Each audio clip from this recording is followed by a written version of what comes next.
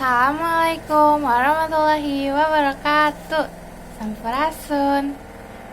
Wargi anu dipihormat, puji sinareng syukur mangga urang sanggakeun ka Allah Subhanahu wa taala anu parantos maparinan kasehatan ka urang sadayana di masa pandemi ieu. Sholawat sinareng salam mugia salamina nganteng ka junjunan alam Nabi Muhammad sallallahu alaihi wasallam.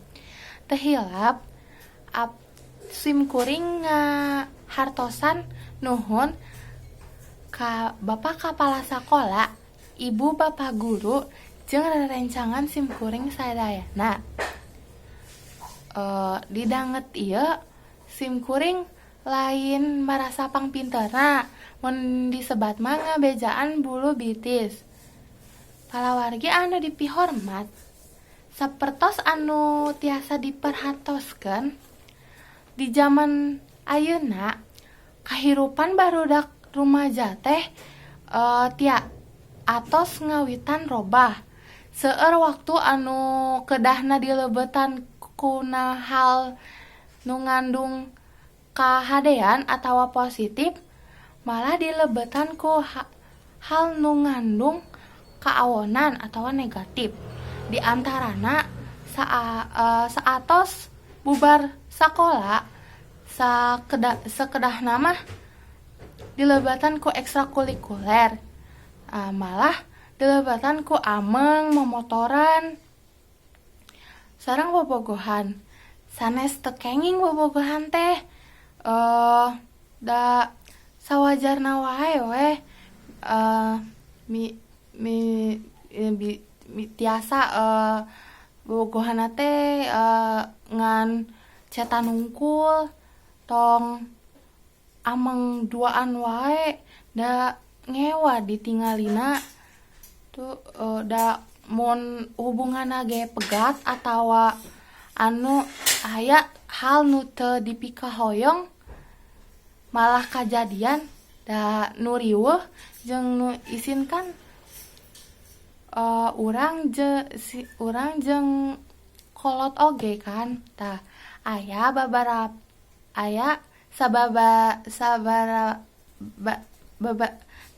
sababaraha hal anu penyebab pergaulan bebas eta diantarana nu kahiji kurangna perhatosan kolot. Tah nu kahiji ieu biasana kolotna teh sibuk. Jadi si budakna teh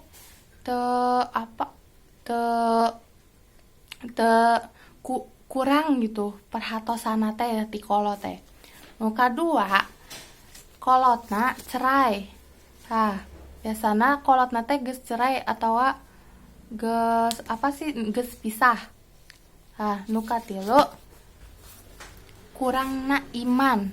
Tah kurangna iman ka Allah Subhanahu wa taala biasana nganyebabkeun salah satu penyebab pergaulan bebas. Nah, nu kaempat, opat, wewengkon dumuk. Nah, lingkungan dumuk. Nu kalima, budak nu teu nurut ka kolotna teh.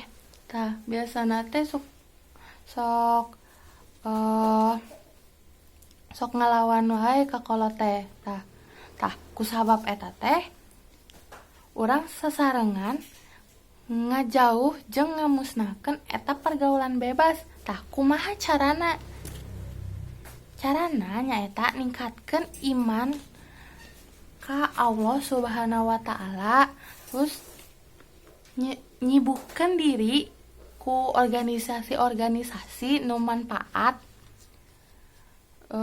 nurut ka kolot, junun sakola supaya tiasa ngehontal anu dipikahoyong,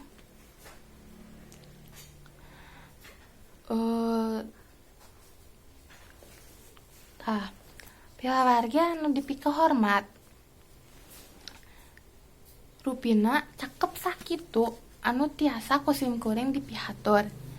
Nah, punten bilih aya anu kalepatan bahasa jeung kagores manahna ku sim goreng sareng abdi ngadugikeun ieu teh ngan saukur ngaharep mugia para remaja di Indonesia khususna di Subang tiasa nebihan eta pergaulan bebas. Hatur nuhun kana perhatosana. Seunteun saninten buah saninten di perbatasan saninten buah saninten di parapatan. Hapunten abdi hapunten bilih aya kalepatan. Wassalamualaikum warahmatullahi wabarakatuh.